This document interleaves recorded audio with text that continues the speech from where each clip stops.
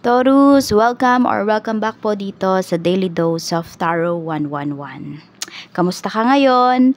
And I hope nasa mabuti kang kalagayan, pampisikal, mental, emotional o spiritual man yan.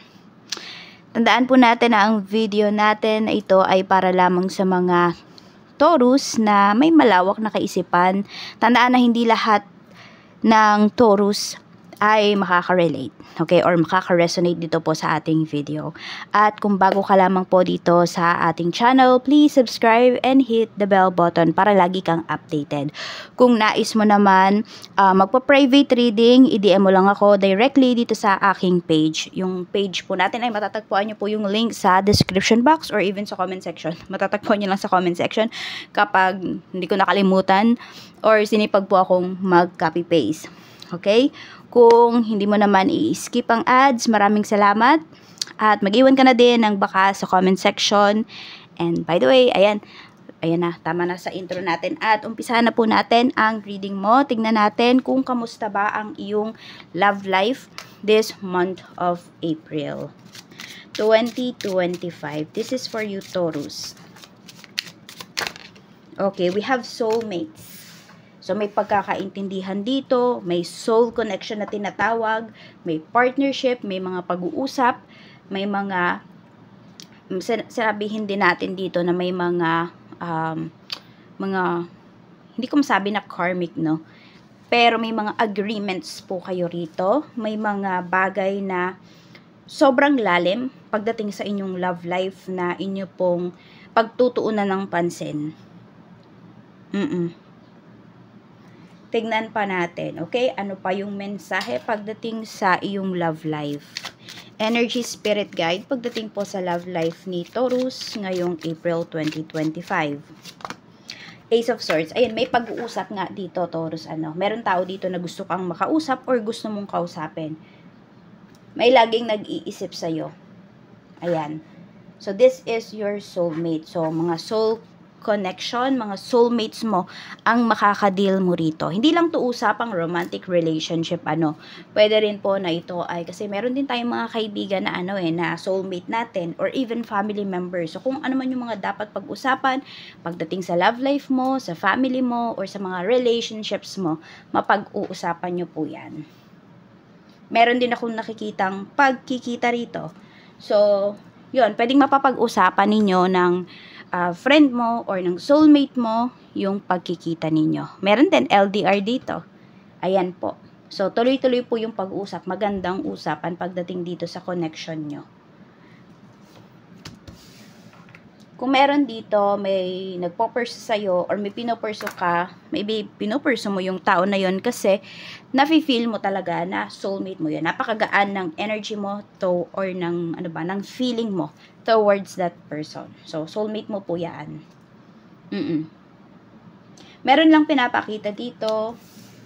Kung meron namang tao na nire-reject kayo, though may nafe-feel na something sa inyo yan, maybe kasi ito, merong third party energy kasi na pinapakita. So, may tumututol sa relationship or yung tao na nagugustuhan mo, na pinupursu mo, is still nasa isang relasyon pa or nasa sitwasyon na sabihin natin hindi pa siya ready, no? Taurus, na makipagmabutihan sa'yo. Kaya maaring meron dito, nire-reject po kayo. Nire-rejectan ng taong to. Kaperahan naman, tignan natin kung kamusta ba ang iyong kaperahan. Ngayong buwan po, kamusta ang kaperahan? Don't stop. Ayan. So, wag kayong huminto, Napapagod na ba kayo rito? Maari kasi natuloy-tuloy na yung pagkita mo ng pera. But let's see, tignan natin. Ano ba tong don't stop na ito? Okay. Pwede rin dito sinasabi, kung meron kayong utang, huwag kayong huminto sa pagbabayad. Kahit nasabihin natin, parang sinasabi mo rito, may utang kasi yung iba sa inyo, may utang kayo na ang laki. Ang laki ng tubo. So, pwedeng hinuhulugan nyo yung tubo monthly, pero hindi nyo nahuhulugan yung principal. Hindi nyo siya nababayaran. So, ang nangyayari, ang siste, hindi nababawasan yung utang mo. Ganon. Kaya yung iba sa inyo dito, ayan, sinasabi ng universe, don't stop. Kasi mas lalo kang mamomroblema. Kapag huminto ka dito, Kasi 'di ba yun na yung nafi-feel mo, yun na yung naiisip mo, teka parang lugi na ako, marami masyado nang malaki yung nababayad ko sa taong to. Yung tipong ganun po. Tingnan natin. Kamusta ang kaperahan? We have 3 of Wands. Kung may pinupurso naman po kayo rito, sabihin natin, may pag-travel kasi na sinasabi eh. Nag-iipon ka para sa pag-travel, ito po ay for leisure o kaya naman pagdating sa pagtatrabaho abroad. So, sinasabi dito sa universe, huwag kang huminto. Okay? Kasi, ayan, makukuha mo talaga eh, yung ninanais mo. Yun nga lang, ayan, nagkakaroon siguro talaga kayo ng problem in terms of money. Pero sinasabi dito na maiipon nyo rin, mapoproduce ninyo, ayan, mapoproduce ninyo yung pera na kailangan po ninyo ngayong month na ito. So, yung mga pinaglalaban ninyo dito is sabihin natin na mapagtatagumpayan po ninyo. Kaya huwag kayong huminto pagdating sa inyong kaperahan. May isang lalaki rin dito na pwedeng makatulong sa'yo. This is a air signs, Gemini, Libra, and Aquarius. Makatulong sa'yo yung taong to. Pwedeng ito ay asawa mo or someone po na ito yung kinakausap mo. Pwedeng ito yung agency or kung maglo-loan yung iba sa inyo, ito may isang lalaki dito na makakausap kayo at pwedeng siya yung makapagbigay ng tulong po sa inyo. Tulong man ito na may kapalit, may tubo or tulong man ito na bukal sa puso. Tingnan natin. Pagdating naman sa career mo, let's see. Career naman po, spirit guide. Kamusta naman po ang career ni Taurus this month? Sa career naman, we have writer. So, meron ba dito, writer kayo? Script writer. Ayan po. Or, sabi kasi dito, words are powerful. Use them to manifest more abundance. So, pagdating po sa career ninyo, may minamanifest kayo. Ayan, no? May binebenta ba kayo na something dito, isulat nyo daw po yan sa papel. Napakahalaga niyan para sa inyo. Napakalaking, sabihin natin, napakalaking tulong niyan para mabenta ninyo yung binebenta ninyo, para gumanda yung career ninyo.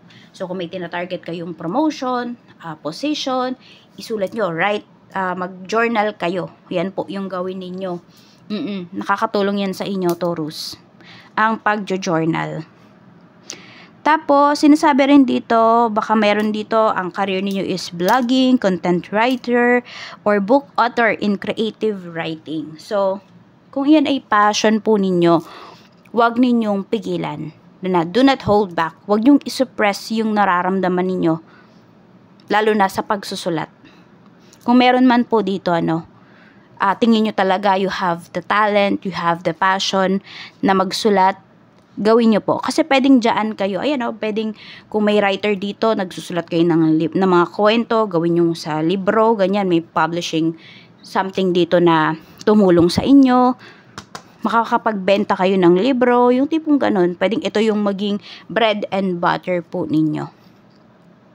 Kaya daw, sinasabi sa inyo dito, if may mga dreams kayo, may mga gusto kayong makamit talaga, mga goals, aksyonan, isulat mo muna, isulat mo yung goals mo, yung target mo, aksyonan mo. Tsaka magtiwala ka sa sarili mo. May mga tao dito na makakatulong din sa'yo at the same time. So, tignan natin yung mga nag-a-apply ng trabaho. 10 of Wands. Medyo mahihirapan po talaga kayo. Yun yung sinasabi rito. Pero sinasabi nga, basta lagyan mo yan ng effort, mapagtatagumpayan mo yan. So, hindi naman, sinasabi dito, mahirap, yes. Pero, magagawan mo po yan ng solusyon. So, wag kang huminto. Diba, sinasabi nga din dito, pagdating sa kaperahan mo. Kasi magadugtong to, yung career at saka yung finances natin eh. Diba? Pag huminto ka dito, pag napagod ka, paano ka kikita? Paano mo produce yung pera na to na hinihintay mo, diba? Or na ninanais mo. Ayan, 2 of Cups. Meron talagang tao na makakatulong sa'yo rito. Okay, pwedeng pagdating sa career nyo, napakalak talaga ng impact ng love life po ninyo. Kailangan nyo kasi support din coming from your person. Suportahan lang kayo rito. Baka meron dito, gusto nyong magbenta, gusto nyong magnegosyo, tapos ang nangyayari, nafe-feel mo na hindi ka sinusuportahan ng person mo, may mga ganyan dito. Ayan, Queen of Pentacles. So, tuloy-tuloy nyo po talaga sa career, sa kaperahan, sa business po, kung magbe-business man yung iba sa inyo or may business kayo rito, write down na, isulat nyo na po. or pwede nyong isulat dyan sa comment section, ano ba yung mga gusto ninyong mangyari ngayong April 2025, and then balikan nyo yung ano na to, yung video natin na to, Taurus, pagtapos na ng month of April, tignan niyo kung meron ba isa sa mga goals ninyo na natupad, and kung meron, okay, ano-ano yon. Kung wala naman, tanungin mo yung sarili mo, bakit kaya walang nangyari dun sa mga goals ko? 'Di ba? Meron at meron yang Ruth. And then, yun yung alamin mo kung bakit nga ba hindi siya nangyayari. Okay, so tignan natin. Business. Kung meron kayong business or mag-start kayo ng business, tignan natin yung energy. King of Pentacles, King and Queen of Pentacles. Napakaganda po nito. Kaya ituloy nyo talaga. Pagbebenta, yung iba po sa inyo. I mean, sa negosyo talaga, no, yung iba po sa inyo. Diyan po kayo uunlad. Kayong mag-asawa, kayong magkarelasyon. Sabi ko nga, mahalaga yung, ano ninyo, yung teamwork ninyo, ng person mo. Ayun yung pinapakita kasi rito pagdating sa love life. Ayan, so kung meron dito, nasa isang sitwasyon, nasa isang relasyon kayo, nasa tingin mo, simula nung nakilala mo yung taong to, bakit ganun, hindi umuunlad yung buhay ko. Bumagal yung pasok ng pera sa akin. Meron bang taong ganyan sa buhay po ninyo? Ayan, maaring it's time na putulin nyo na yung connection nyo with that person. Kasi yung taong makakatulong talaga sa iyo rito, makapagbigay sa iyo ng ng mas malawak na kaisipan, ng confidence is, ayan, yung soulmate mo. And yung soulmate mo, ayan, same kayo talaga ng goals in life, same kayo ng mindset, mag-grow talaga kayo together, lalo na daw sa pagbe-business. Check natin yung health. Ayan po, maraming perang papasok ngayong April na ito pagdating sa inyong negosyo. Pero ito ba ay aasahan mo lamang, Taurus? Di ba hindi? Kailangan syempre gumawa ka ng action dito. Hindi pwede na, ay, tutunga ka lang. Hindi. Actionan mo ito. And yung mga actions na gagawin mo, make sure na align yan, syempre, pagdating dun sa negosyo mo. Sa health, kamusta ang health mo? We have the Empress. Pwedeng may mabuntis po rito. Yan, kung may nagtatry na magkaroon ng baby, possible po ito ngayong April 2025. And more on about sa stomach. Ayan po, sa stomach. Pwede rin na madalas masira yung tiyan ninyo. Yun yung nafe-feel ko rito. More on about stomach. And feet, sa paa. Yung magiging problem ninyo rito. Sa tiyan talaga. Kaya ingat din po kayo sa mga kinakain ninyo. Syempre, di naman lahat sa inyo buntis. Depende yan sa age ninyo. At yun nga, kung nagtatry ba yung iba sa inyo, kung may karelasyon kayo or wala. Okay, so be open-minded po pagdating dito. Ano? Pero yon, more on tiyan yung pinapakita rito pagdating sa inyo. Yun yung magkakaroon kayo ng, parang sabi natin, magiging problema ninyo. Kung kayo ay mahilig mag-travel, pwedeng kada aalis kayo, laging sira yung tiyan ninyo, yung tipong ganun. Kaya ingatan nyo din yung mga kinakain po ninyo. Check naman natin, ano ba yung mga maiisip mo, ano ba yung mga mararamdaman mo ngayong na to, ngayong month. I'm always with you in spirit. So, maaring may mga iniisip kayo rito, could be, meron bang nawalang mahal ninyo sa buhay? So, maaring kinakausap nyo yung tao na yon, yung spirit niya, na sana bantayan kayo. Ganyan. Meron dito. So, pwedeng yun yung mga iniisip ninyo. Humihingi kayo ng guidance towards doon sa spirit ng loved ones mo.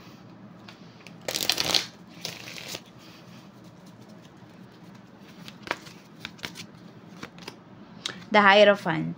Meron bang magpapakasal dito? Pwede rin, yun yung iba sa inyo. Okay, pwedeng ito naman yung sinasabi ko nga dito, may spirit dito, 'di ba? So, pwedeng yun ay spirit ng asawa mo. Yung iba naman po sa inyo. Pwede rin kasi magkalayo yung iba. So, pwedeng iniisip-isip mo lagi yung person mo na hindi siya matukso, yung tipong ganun. Tapos, nararamdaman, ano ba yung mafe-feel mo this month? Mga mafe-feel mo, we have Queen of Cups. Actually, medyo emotional kayo rito. Tignan natin, ha? Kasi nga, iba sa inyo pwedeng buntis, ganun. Or meron kayong more on, hormonal imbalance. Ayan, Ace of Cups, may mga happiness, may mga good news naman po talaga na paparating para sa inyo dito. So, yung mararamdaman nyo naman is mas more on happiness talaga siya. Oo.